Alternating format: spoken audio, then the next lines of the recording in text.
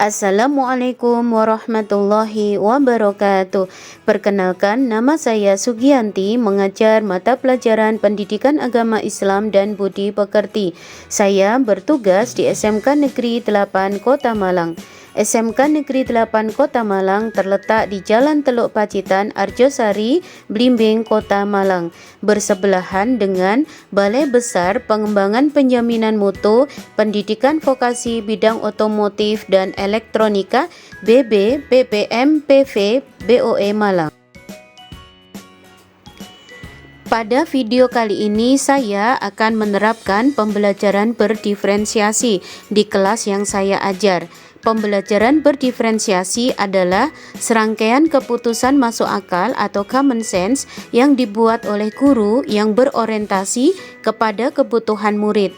Keputusan-keputusan yang dibuat tersebut adalah yang terkait dengan yang pertama, kurikulum yang memiliki tujuan pembelajaran yang didefinisikan secara jelas. Yang kedua, bagaimana guru mampu menanggapi atau merespon kebutuhan belajar muridnya. Yang ketiga, bagaimana mereka mampu menciptakan lingkungan belajar yang mengundang murid untuk belajar. Yang keempat, manajemen kelas yang efektif. Dan yang kelima adalah adanya penilaian secara berkelanjutan. Pembelajaran berdiferensiasi haruslah berakar pada pemenuhan kebutuhan belajar murid dan bagaimana guru dapat merespon kebutuhan belajar tersebut. Kebutuhan belajar murid paling tidak berdasarkan 3 aspek. Yang pertama adalah kesiapan belajar murid, yang kedua adalah minat murid, dan yang ketiga adalah profil belajar murid. Pada video kali ini saya akan menerapkan pembelajaran berdiferensiasi, baik diferensiasi proses, konten maupun produk. Agar lebih jelas, yuk simak video pembelajaran di kelas kami.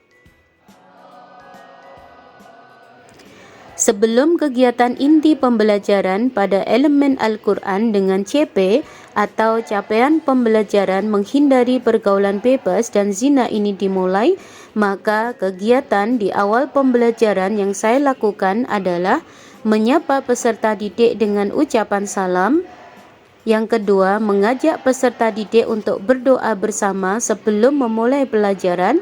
Yang ketiga, melakukan tadarus Al-Quran dengan suara nyaring dengan metode drilling untuk optimalisasi kemampuan membaca dan menghafal Al-Quran siswa beserta artinya.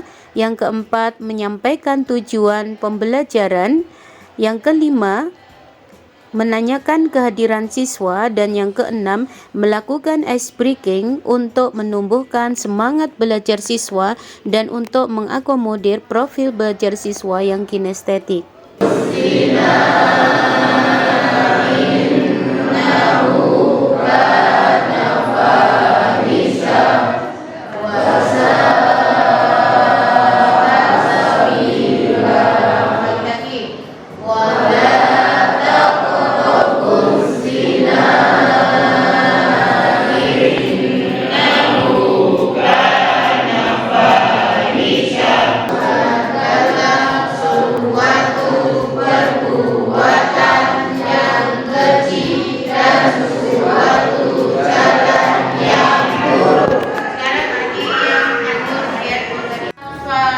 Kemudian ada menganalisis isi maupun tajwidnya, kemudian menganalisis isi kandungan ataupun tajwidnya, kemudian juga ada mempresentasikan konten ya.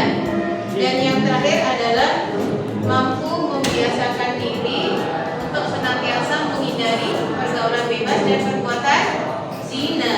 Jadi juga bisa membuat konten ya, membuat konten edukatif tentang bahaya pergaulan bebas, tentang bahaya perzinahan, dan konten tentang berpakaian yang seharusnya dan berpakaian yang berdosa hukum.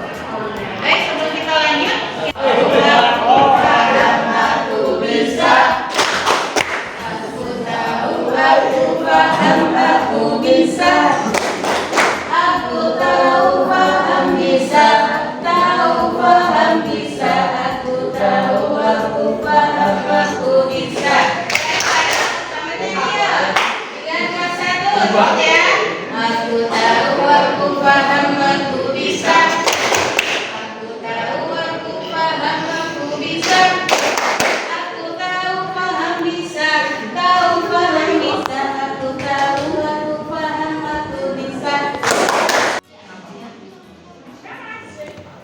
Memasuki kegiatan inti pembelajaran, tahap pertama yang saya lakukan adalah meminta siswa untuk mengisi tes non-diagnostik terlebih dahulu pada link yang telah saya bagikan di kelas untuk mengetahui profil belajar murid. Dari hasil tes non-diagnostik yang telah saya lakukan, dapat saya peroleh data bahwa kelas 10 TKJB dengan jumlah murid 36 siswa, 26 siswa dengan gaya belajar visual dan auditorial, dan 6 siswa dengan profil belajar kinestetik. Dan dari kesiapan belajar siswa, 26 siswa dengan kesiapan belajar yang lebih sederhana, yakni siswa masih perlu bekerja dengan materi yang lebih sederhana dengan satu abstraksi pada satu waktu, dan 10 siswa telah memungkinkan untuk menangani kerumitan berbagai abstraksi pada satu waktu pula. Untuk mengakomodir gaya belajar siswa yang visual dan auditorial, maka bahan ajar atau konten yang saya siapkan selain siswa dapat menyimak pada modul atau buku paket, maka siswa juga dapat melakukan pendalaman materi dengan menyimak video yang telah saya unggah pada aplikasi berbasis web Moodle.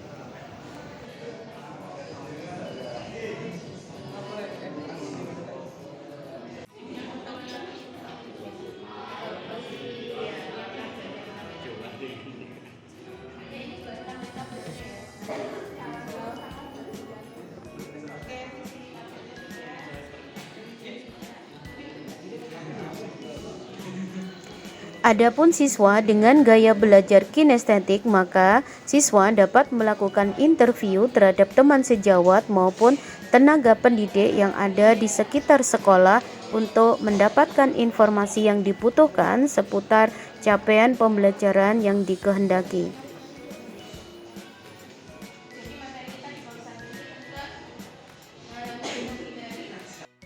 Adapun untuk diferensiasi produk, maka siswa diberikan kebebasan untuk mengumpulkan hasil belajarnya sesuai dengan minat kelompok masing-masing. Siswa dapat mengumpulkan dalam bentuk poster, bisa dalam bentuk video, artikel, dan seterusnya.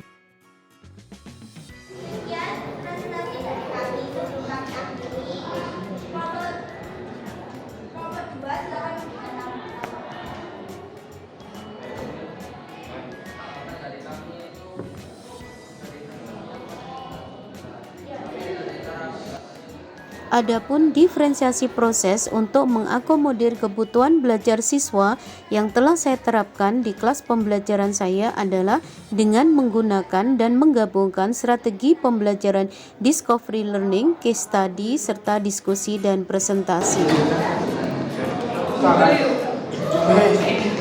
Bagaimana bisa memandang perbuatan zina? Apa konsekuensi hukum di berbagai negara terhadap pelaku zina?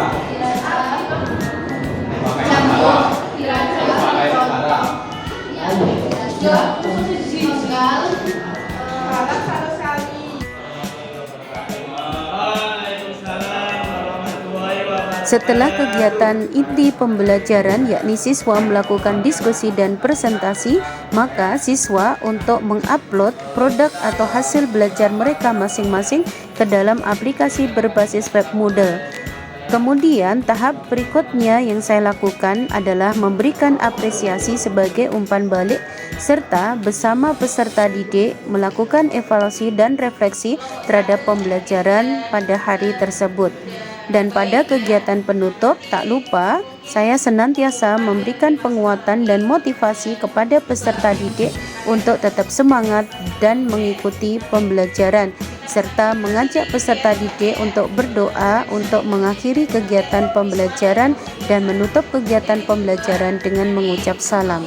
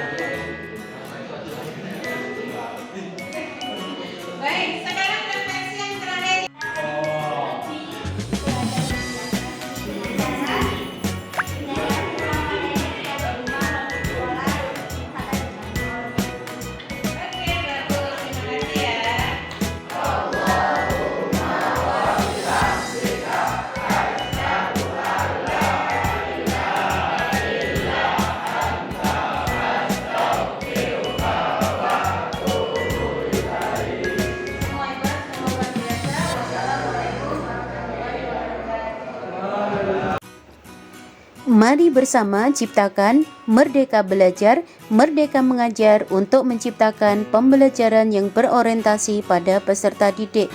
Terima kasih. Wassalamualaikum warahmatullahi wabarakatuh.